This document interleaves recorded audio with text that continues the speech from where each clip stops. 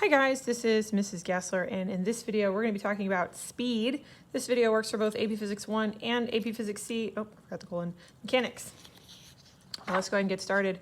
This goes with, I've got this already kind of sort of filled out here.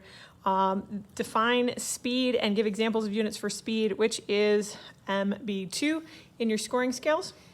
For speed, the definition that we're going to write down is that it is the rate at which something moves.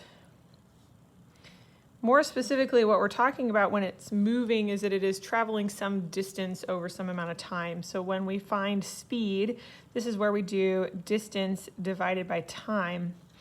A note here, remember from a previous video, we talked about the difference between distance and displacement. If I put a little arrow on this, I'm talking about displacement instead. So there's no arrow on top of this. This is just distance. It is not displacement. And the T is for time. I write my T's like this because I get them mixed up with plus signs. So T for time, distance, time, okay? For speed, sometimes you'll see the letter S for speed, which is a perfectly fine letter. Other people will use a V for speed. It's important to note that it doesn't have anything. It's just a V. Later on, we'll see V with an arrow on top. We'll see V with a bar on top. We'll see all sorts of interesting different notations. But if it's just a V, we're probably talking about speed. Later on, we'll learn a little bit more about velocity. And so we'll make a note here now. The speed is sometimes referred to as the magnitude of velocity, which you may already understand that. And if you don't, it's fine. We'll figure that out later.